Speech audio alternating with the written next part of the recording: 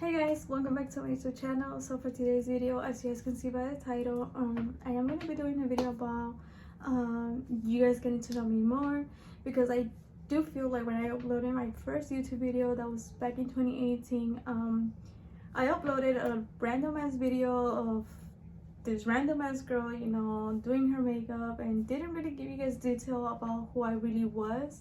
And so I thought about, like, why not start of the year, you know, 2022, with myself or who I really am, you know, because you guys have seen my family, you know, my two little girls, you guys saw my birth story. So this video is gonna be a little bit long, so if you guys are here, thank you guys so much for watching. If you are a new subscriber, thank you guys so much for subscribing to my YouTube channel. You know, I hope I don't bore you guys.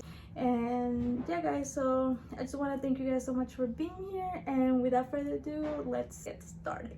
I am married. I do have two little girls, and if you guys are in this YouTube channel, you guys are gonna see us in different states, just because my husband's in the military, so we're never stable, and that's part of our journey, you know, that's part of my life, that I get to experience stuff with him, and my girls get to experience stuff with him as well, you know, because we don't get to see our family every day. You know, it's not like I get the luxury to spend time with my siblings. You know, it's a sacrifice that I knew.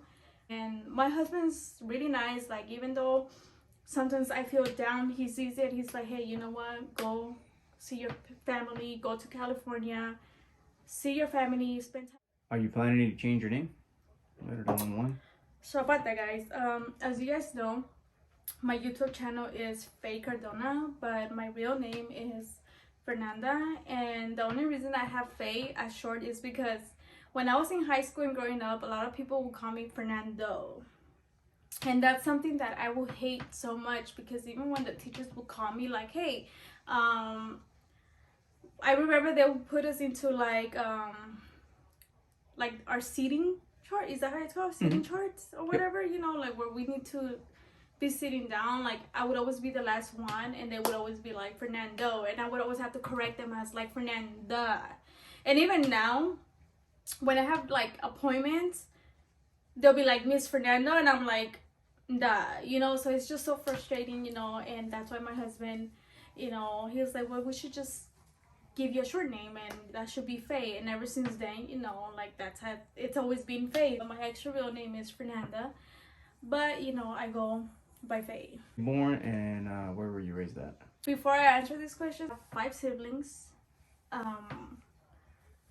and my mom is a single mom, so she raises. So I was born in Guadalajara, but I was raised by my grandparents in Mexico. Once I came to the United States, I grew up in California, San Fernando Valley. We grew up really limited, I could say. Modest, you mean? Yeah, modest. Like, we didn't really had everything, but we only had what we needed. Yeah. And I am grateful for that, because I feel like, definitely, I think you guys had each other. It's what made you guys come. yeah, we had each other, and I feel like that's the most important thing. When did you come to the U.S. and how old were you? Wow. I get so emotional with this. I was 7 years old when I was brought to the US, and it gets me emotional because when I was brought to this country, it was like a 360 turn. Like, everything was like, you're starting a new life, and as a 7-year-old girl, like, how do you process that? You know, like, all you want to do is just stay with your parents. You know, you wake up one night being with your grandparents, and then the next 3 weeks you're in a different country. One thing I do want to say is to my mom now, as a grown-up woman that I am, I didn't understand the whys, but now that I'm here and I got this opportunity as a young kid, I'm grateful for it. A mother would do anything for their child to be better. It was hard adjusting to a new life here in the United States and its lifestyle. I feel like that's why I cried, but it was hard, guys. Yes. It was hard to adjust because all I knew was just my sister, all I knew was my grandma, all I knew was my grandpa. The only thing that I will feel closure was crying myself to sleep every night here in the, you know, when my first months here in the United States, I will cry myself to sleep because I miss my grandpa, I miss my grandma, I miss the daily routine that we had in Mexico. Culture shock, the language wasn't even the problem. It was more at home. It was more personal. The personal at home. It wasn't the language. It wasn't, oh my God, you know, like, it's gonna be different. No, for me, it was more personal. Yeah, because you would come home, instead of coming home to comfort, it was coming into agony, right? Yeah. When did you get married and how did you guys meet? Me and my husband got married when I turned 18. I had no papers. He had already joined the military, so you really want to do this or you don't want to do this, you know? So we both were like, yeah, you know, let's do this, you know? And then me being illegal, you know, he knew I had no paper, I had nothing, you know, so we just talked about it, like, you know what, yeah, like, my priority right now is to get my paperwork, you know, and not be scared like, oh my God, what about if this happens to me, or what about, you know, this and that, like I didn't want it to be scary, you know. So we talked about it. Literally, Christmas was coming around the corner, and we talked. He's like, well, where would you like to get married? And I was like, well, why don't we just do it in Vegas? You know, I know that Vegas is a really easy process. They don't ask for a lot of things, you know, because what my husband wanted to do was come to California for the holidays and then me go with him. But if we were to get married in California, I had to stay back because there was paperwork done, you know, that had to be done. But yes, we got married in Las Vegas, Sin City. And honestly, we don't regret it. You know, we don't regret it because now we look back and it's like, this is how our life was meant to happen. Some of the places you lived at, so ever since being married and coming into seeing what your husband does. Well, I got married to you. What year? I got married to you in 2011. And he's always challenging me, you guys. I came here, yeah, we got married in 2011. So our first place was Fort Bragg, North Carolina. After that, we got to venture out of North Carolina, so we went to Washington. And then after that, you know, North Carolina was like, on you guys are coming back to North Carolina. And then right now, you know, we're moving again, so. But it'll be 3 by next month. Yeah, by next month it'll be 3. So. Yeah, we'll be right. Some of your goals in life. My goal in life is that I'm animal lovers, so I would like to help a lot of shelters, you know, because I feel like animals don't have a voice, and I feel like we are their voice to help them out, you know. If you go to every shelter, you know, there's a lot of animals there, you know, that need care, that need a home, you know. So my goal is to help animals. That's my goal. Okay. Sorry, humans. But that's my goal, because I feel like dogs and animals and all that, they're innocent. So you're definitely an animal lover. Oh yeah, I'm an animal lover for sure. I think people think of you. What do you think they say about you or think about you? What people think about me, guys, they think I'm stuck up. I remember in school, I would never forget those days. They would tell me that I'm conceited, that I'm mostly conceited, that I'm stuck up. Now as I got older, let me tell you guys this. First of all, I don't even know why the fuck I have a YouTube channel, because I'm a really shy ass person. It's like you have that gravitational, like, people just want to talk, and then once they know you have a really good amistad, you know. Exactly. Really, they can... Muy reservada. Soy una persona muy callada cuando me conocen primero. Persona que te miro, cómo actúas, cómo eres, y si me caes bien, yeah, chido. People think about me as... Mucha gente cree que yo soy muy... They think I'm better than them. You think it comes out because of how quiet you are and how observant you are? Just because I'm quiet and I have a bitch face, they think that I'm better than them. Right.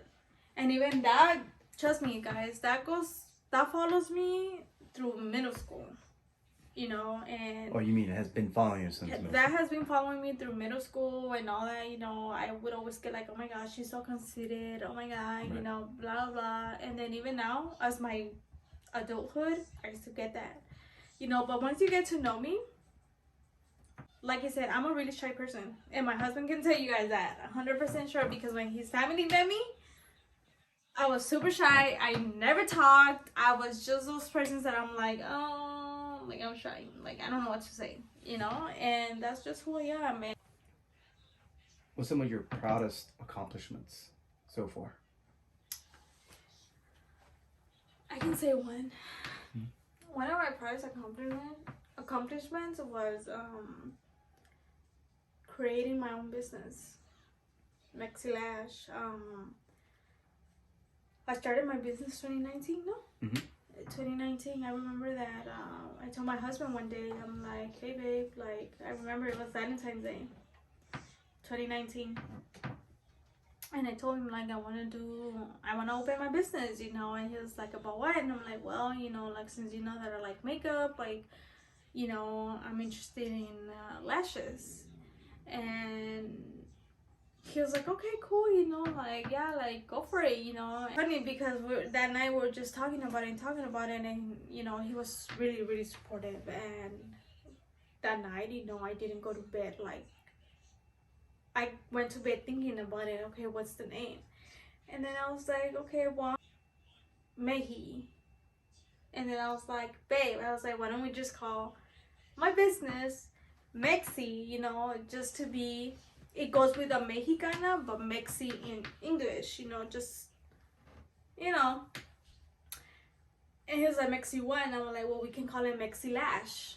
Went with the logo and all that, and the name was Mexi Lash. So obviously with all that, you have to register your name to see if anybody else has it. If somebody else has it, you can no longer use the name no more. You get me? As long as you sign paperwork and you do the trademark.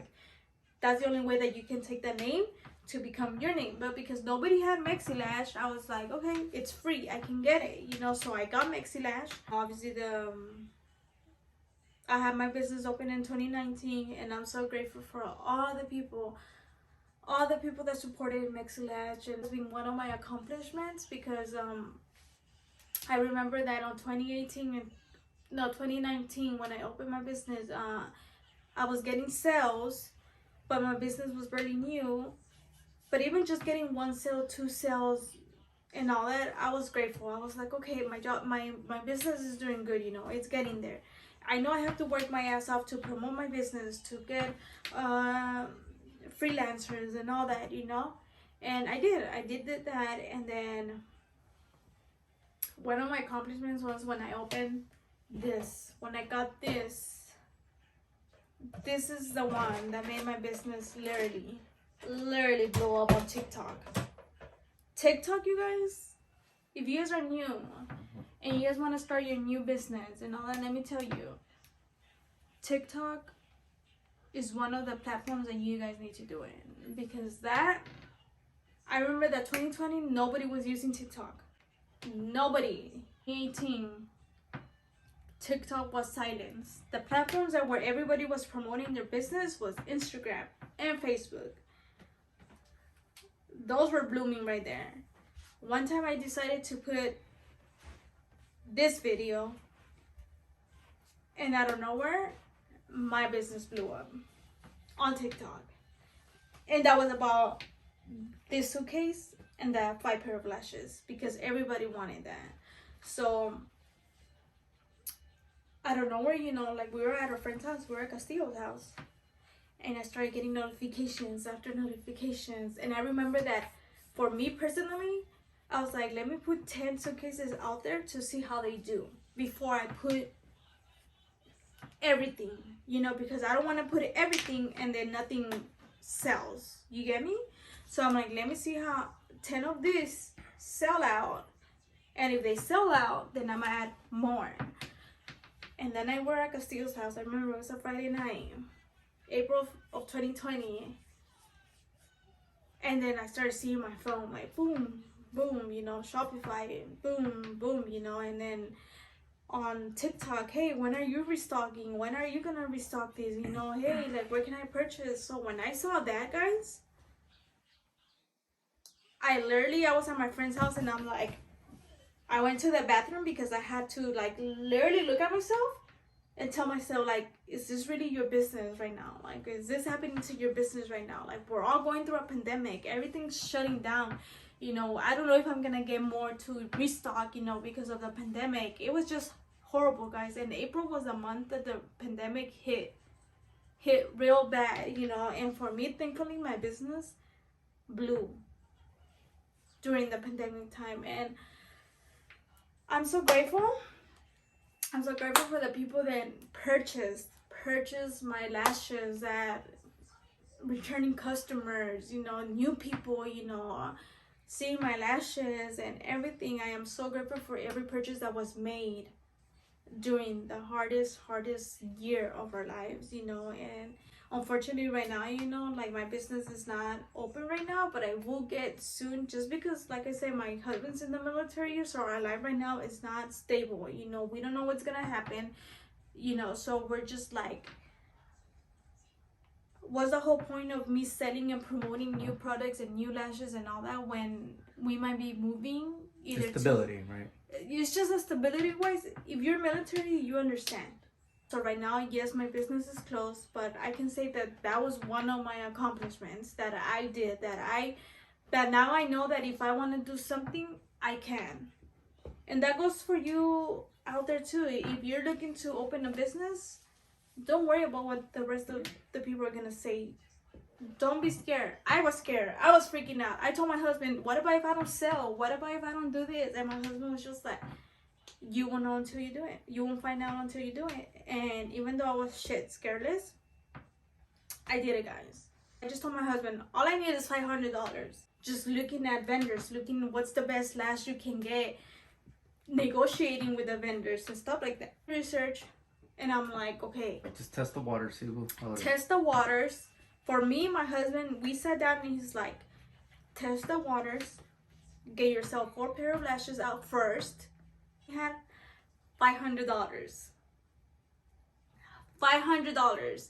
And I had to do packaging, open a website, and getting the lashes. Because getting the lashes transported is not easy. It's, you know, those vendors want their money too, because they're making them, you know. So all I can tell you guys is start small, test the waters to see how your business go, and if you're smart enough, you double those $500 in profit. My advice to anybody that wants to start a new business is do it. Don't be scared. Let your fear out. Whatever money you have, invest. If it don't make money, don't make sense. The hardest thing that I have gone through, it's when I had to see my child lifeless. Haley, 2018 November. That was the hardest thing I could have ever gone through, and I don't wish no parent to go through that, to see your child with no life. That was just the hardest thing for me. It's just to see my own child lifeless. And through the whole shit that me and my siblings been through, I feel like for me, that was one of them. This day I can say that shit haunts me, and I just have to put it behind me, because every time I look at her now that she's older, I still get a what if. My husband tells me don't be hard on yourself, but I feel like I felt her at that moment. I feel like I felt as a mom. I feel like, you know, none of that would have happened if I would have been, you know, if I would have been a better mom, if I would have taken care of her well, you know. But like I said, to this day, I still blame myself. I still have like, what if she would have never waken up from that, you know? What if the paramedics were not there fast enough, you know? And once you become a mom, the mom guilt comes all the time. And not only that, guys, but when that happened to my daughter, my husband was not there. I was vacationing with my daughter in California, you know, and the first thing that came into my head was husband's face was in my head the whole time. Like, what am I gonna tell him? Like, you know, he's gonna tell me that you came to California and you came back with no baby, with no kid, you know. I was just like screaming, and I was telling the girl that was there, I was like, call 911, you know, because I couldn't even do that, guys. My whole world just fucking went blank. And now that my daughter's here healthy, like I said, you try to protect your kids so bad, when it's about sickness and shit like that, you feel like a fucking loser. That's all you could do, because it could have, like you said, could have gone worse. Could have gone worse, but and, I'm luckily, thankful to God.